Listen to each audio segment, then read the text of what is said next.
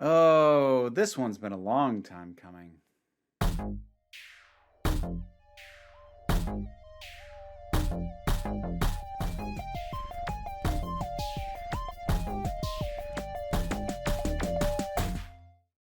So, I'm going to kind of vent. Not too angrily, because, I am frustrated, but I'm not mad.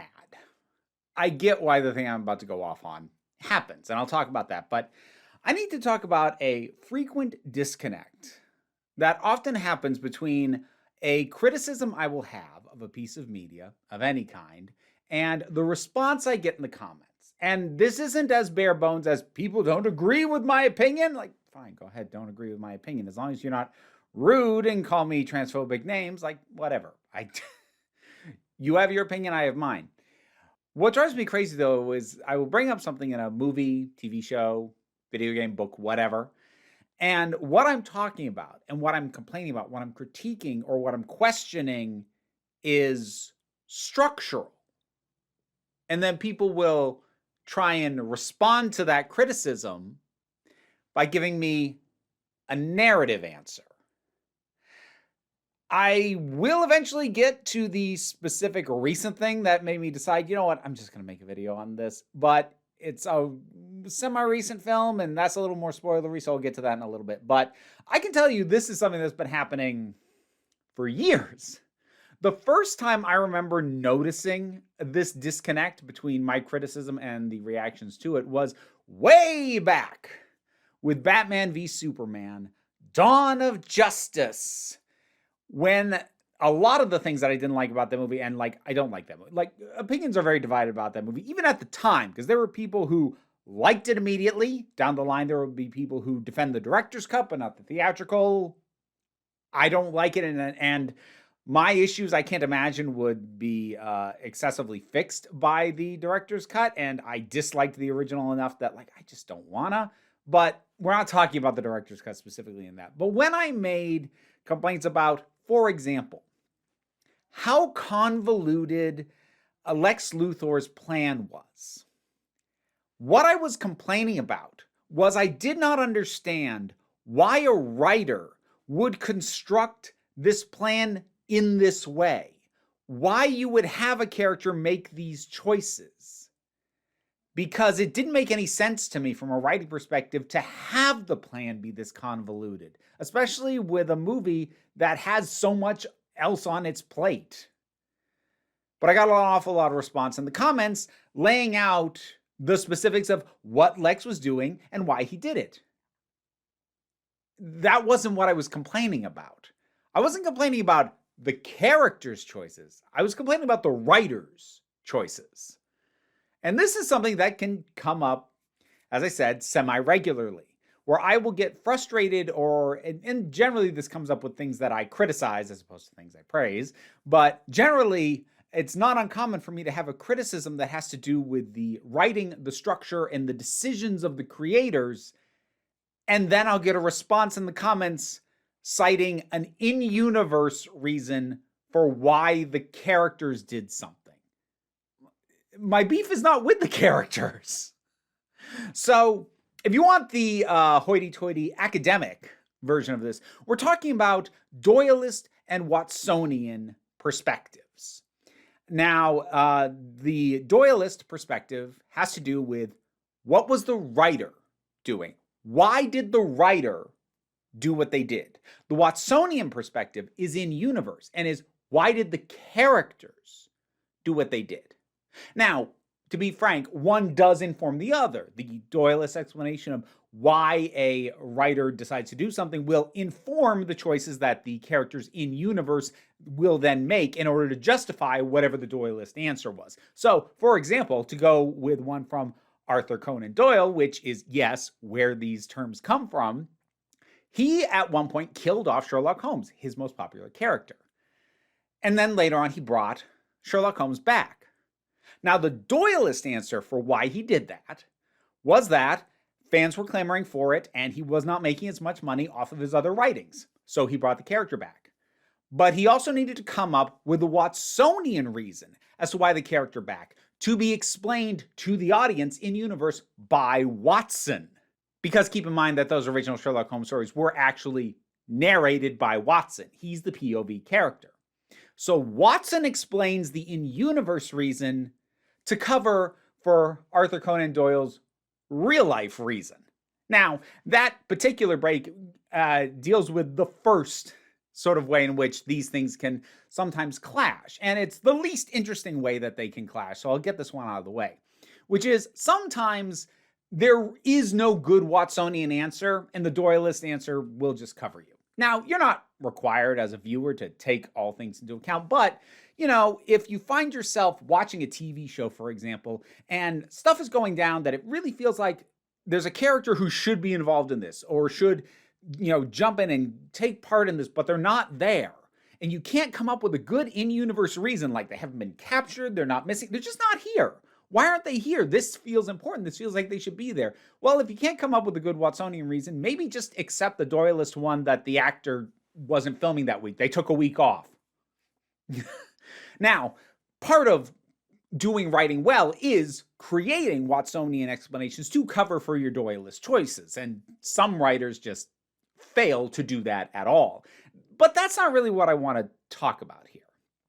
Because when someone like me or anyone makes a criticism of a writer's choice, trying to respond to it with a Watsonian answer of why in universe the characters would have done what they did is literally ignoring what the issue brought up was. And it's a very special kind of frustrating. And I will now lay out specifically the example that made me want to finally sit down and talk about this flat out. And this comes from Guardians of the Galaxy Volume 3. If you have not seen that movie yet and you don't want to get spoiled, jump to the following time code and we'll move past it. For everyone else who has already seen it or just wants to know the context and doesn't care, here we go. There is a point about between midway and 2/3 into the movie where the villain, the High Evolutionary, destroys an entire planet. And that really ticked me off. And I mentioned this in my review. Now, the reason it ticked me off was because I felt like I was seeing the hand of the author. Because I was trying to figure out, why did James Gunn decide to do that? What was he trying to accomplish? Because it didn't tell us anything new about the villain, the High Evolutionary. We already knew what kind of cruel he was. Scaling it up to planetary size is not really new information. That's something we just could have assumed as it stands. So it's not providing us with that. As to the presumably billions of living creatures who have now been wiped out, it's okay to have cannon fodder. Let me be clear. But James Gunn did just enough characterizing and just enough establishing of who it was who lived on this planet, these sort of animal beings. You might have seen them in one of the trailers, who are living in, a very sort of 1980s suburban existence. We see them, we see how they're living, we see and establish there are children, there are families, there is love here. And they all get wiped out. Now, these characters are not characterized enough that it's going to have a full, meaningful impact on the audience. I mean, it had one on me, but in a bad way. Because, we're not invested in these people. But it's just enough characterization that it does feel very strange that they carry no narrative weight. There's basically one line of dialogue after this entire planet gets destroyed where a character says, what kind of madman destroys an entire planet? And then they move on.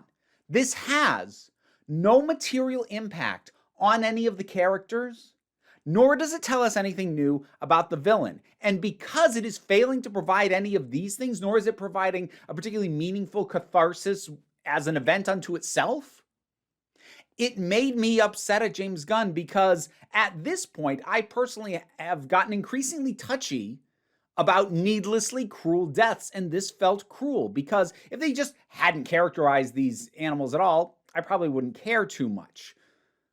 But if he had also, by contrast, given proper narrative weight and had this really deeply emotionally impact somebody who was an established character, maybe, but neither of those things happen. And so to me, the wiping out of this planet, these people, these families that you went out of your way to establish exist, is just cruel. And I'm at a point in my life where I don't do well with cruelty. So in my review, I was questioning, why would you do that? And multiple people came in the comments to give me the explanation of why the character of the High Evolutionary did that. My criticism was not of the character. It was of the writer. Now, I do understand a big part of why this happens. And this is actually kind of inherent to the nature of being, I guess I'll call myself a critic. According to Rotten Tomatoes, I am, so why not? So this is kind of part of being a critic. I am literally watching movies and television differently from most of you. And I don't just mean the obvious having different points of cultural reference, different preferences and whatnot. I'm not even talking about that. I'm just talking about the fact that when you do this for long enough, when you have gotten to the point where you are expecting to give your thoughts and opinions on a piece of media that you have taken in, you can't get away with just saying, I liked it, I didn't like it. First of all, review's too short. Second of all, especially for me and my way of viewing criticism, if people don't understand why you do or don't like it, then that opinion of I liked it or I didn't is kind of meaningless unless they share basically your exact opinions, broadly speaking. Because I like to think that when I explain why I do or don't like something, by explaining why, like it's because of this or how this is used or was this particular element, then even people who don't necessarily agree can still get some value out of that because they can go, okay, well, she said she had a problem with this because of her dislike for this trope. I don't really have a problem with that trope, though, so that may not be a problem for me in this movie, even though it was a problem for her. So getting used to providing explanations, providing groundwork, providing critique, like not just opinion, but actual critique, gets you to start viewing things differently. And you start to think about your opinion and why it's there. Now, I can't say this is how all critics do it, but generally speaking, I'll come out of a piece of media and start with my broad overall feeling like I feel this way, generally positive, generally negative, extremely positive, extremely negative, whatever that may be, and then figure out the ins and outs of why the film or TV show or whatever left me feeling that way. I examine my own opinion so that I can provide a critique with context so that you understand where my opinion comes from. But no matter how well I do or don't explain it, it does mean that fundamentally I am watching these things differently. And I feel that a big part of the divide when this sort of thing comes up for me is that I am providing an explanation that has to do with my perspective, not only as a critic, but as a writer. And I'll come back to that in a second. But I'm getting responses from people who took it in strictly as a viewer. And that is, like, let me be clear. I'm not trying to get on a high horse. I'm not saying that looking at something through the lens of criticism and critique, that is the superior way to experience art. Like, no, it's not. It just happens to be what I do for a living. It's not an inherently better way. But it does mean that sometimes people will engage with a piece of art just as a piece of entertainment. Then they'll feel what they feel and they don't necessarily need or want to fully examine all the meanings behind that. They don't have to. They're not obligated. And honestly, a lot of them are probably happier with a lot of the entertainment they take in than I am. Criticism, can really eat away at your enjoyment if you're not careful. But then there's the other thing that I just mentioned. There's the fact that I'm also a writer. I have been trying to actively engage in some manner of creative writing that wasn't just assigned to me as a school project since middle school, and I've never stopped. I care a lot about the nature of writing and the kind of choices that a writer makes. And again, I want to be clear, this doesn't mean that I am better equipped to talk about this. I'm just explaining my headspace.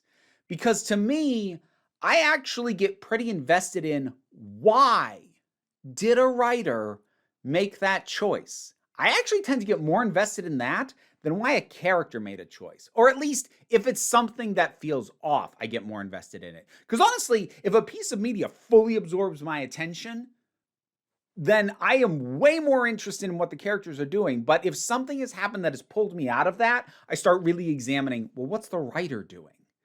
And as I said, I can't stop myself from doing that. I've always found this fascinating. I can tell you that back when I used to listen to audio commentaries on movies, which I haven't done in years, partially because I don't have a lot of time to do it anymore, and also partially because they've gotten bad. That happened like 15, 20 years ago or so. And I could even go off on exactly why they started to deeply suck, but that would be too much of a tangent for even me. So I'm going to set that aside. But I will say that the most interesting audio tracks that I ever listened to on movies involved the writing and that aspect of the creation, either from writer-directors or occasionally, rarely, but occasionally you'd get an audio commentary track from the actual screenwriters. Those were always my favorite because, you know, the way they chose to shot in the day, how difficult the stunt was, how many takes they took, you know, what alternate takes the actor did, the director, how we set up this shot. That's not really what interests me. Ultimately, what interests me at the end of the day is storytelling and the choices made in telling a story as a narrative. And so I always, like my favorite commentary tracks, the ones that I would listen to more than once, were pretty much all in some way tied to the writers, because that's the part that I zero in on. I can't help it. I always do. And my interest in why writers do or don't do what they do, informs my own work, whether it's my book, my play, multiple short stories that you can't find, so don't ask. But regardless, even if you think I'm a bad writer, which you're entitled to your opinion, regardless of that, that's still the lens through which I view this stuff. I can get hung up on good or bad special effects, camera work, stunt work. Like, if it's exceptionally good or exceptionally bad, yeah, I'll notice it and probably comment on it. But broadly speaking, what I'm going to talk about most of the time is just the story itself, because that's just where my head goes. So when something irks me in a why did the writer decide to do that way, and I try my best, and maybe I don't always communicate it well, thus I'm now making this video, which will go who knows how long. When I critique something that's about what the writer chose to do, getting an answer about the characters is just frustrating because I feel unheard. It's a kind of frustration that comes it's like if you took your car into the mechanics, you said, okay, well, the engine's rattling a little bit and the brakes are are starting to squeal a little bit when they get applied. And the mechanic looks at your car and goes, you know what it is? The car is blue and there's some bird crap on your window. Okay, those things are both true. Those are accurate statements, but they're not what I'm talking about. And that's just the way that it can often feel sometimes. And also, it's the kind of thing that can really drive high degrees of frustration. Because just being disappointed in a story as a narrative, that's not fun. But I don't really get worked up about that. I mean, I think it's probably a big part of why I came out of The Rise of Skywalker and went, it was fine, I guess. Because I understood why every decision was made. A lot of them were bad decisions, but I wasn't confounded by it. That's the thing. You know what tends to rile me up? When I can't figure out what a writer is doing or why. This is why the Doctor Who episodes Hell-Bent and The Timeless Children infuriate me so much. Not just because I feel that they are bad stories, just narratively, and aren't fulfilling, or at the very least they aren't for me, but what truly confounds me, and the reason why when I've gone off on those episodes, I've really gone off on those episodes, is because in both cases, I'm not entirely sure I understand what it was that Stephen Moffat and Chris Chibnall, respectively, were trying to do as writers, and to what extent I think I might have an inclination as to what they were trying to do.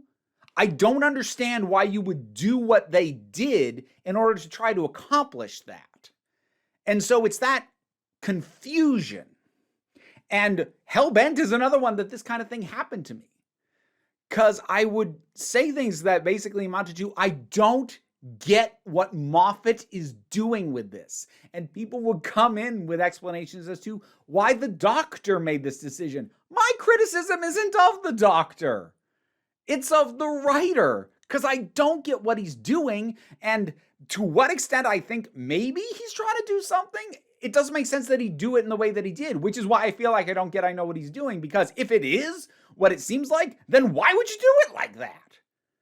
And you can hear, even talking in the abstract, I get a little worked up talking about that.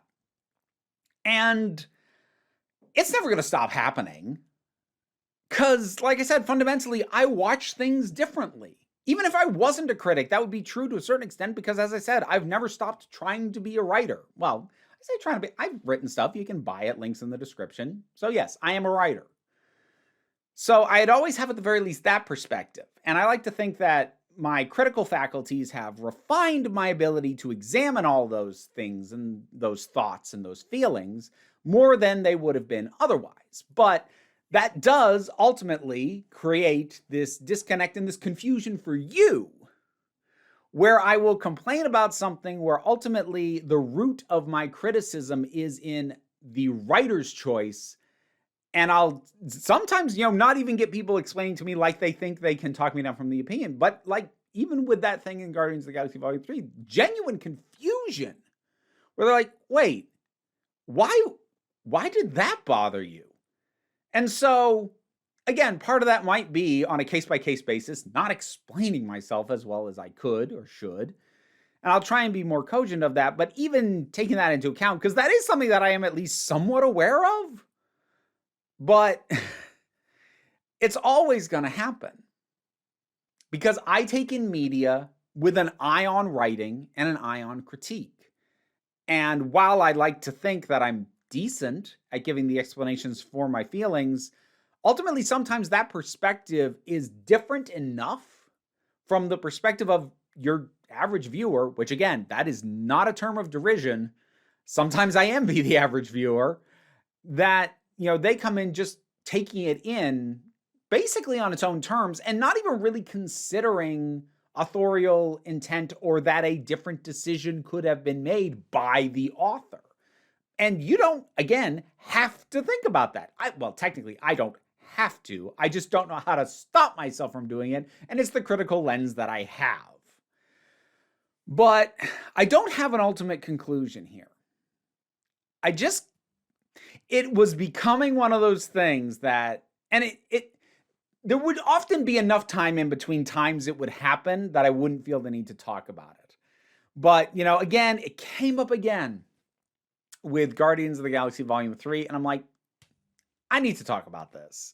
I need to just get my thoughts out there so that in future, if I have this disconnect with someone in my comments, and again, like, these aren't mean comments. These are just comments that are not understanding the perspective I'm coming at this from, and they're addressing a different problem. A logistical in-universe answer doesn't fix what I see as a structural or writing problem or thematic problem. So, in future, I'll probably give a very brief summary of my thoughts in case of where this happened and then just link to this video. I'm hoping to save myself time in responding to future comments, because when I feel like I'm not understood, I want to be understood. At least when I feel like it's the case in good faith. And that's part of where the frustration comes in. I want people to understand what I'm saying, and when they don't, there's a frustration that's partially with the situation and partially with myself. And this is me trying to vent some of that into something vaguely constructive, maybe. I don't know if people are going to find any use out of this, but I had to kind of get it off my chest. So, what are your thoughts on anything I've had to say? The notion of the critical lens through which you do something. Doylist versus Watsonian perspectives. Do you think that there are concrete things I could do to make clearer what it is I'm criticizing to maybe avoid this? Or do you think my assessment of, this is just going to keep happening no matter what I do, is accurate? Whatever your thoughts are, drop something down in the comments. Let's talk about it. Patreon is how you can help me be able to continue to do this as my living. But even if you can't help out with that, there are links down in the description for other things that I do. But don't worry too much about that either. Ultimately, what I really want you to remember is you are beautiful, you are valid, you are loved. You are the council, and I'm just running the meetings. And until next time, this council is adjourned. And now my thanks to my Patreon supporters that make this possible, including Robin Moore, Zubin Lutfullah, Tarak, the thing that goes doink in the anime, Ruth, Oliver B., Solitary Pictures, Ulrich Bogdan, Linda Walters, Jen, T. Love, Auntie Kate 808, Bernabe Likes the Poodle, Robin Powell, Tracy Scrabbit, Angry Casperl, Adam R.D.L. Taylor, Dave Hall, Shayla Gourlay, and Rosalind Bennett. You can get I get all the names right and then I can't talk. If you want to hear me stumble over my tongue after saying your name, it's in the rewards here on the Patreon.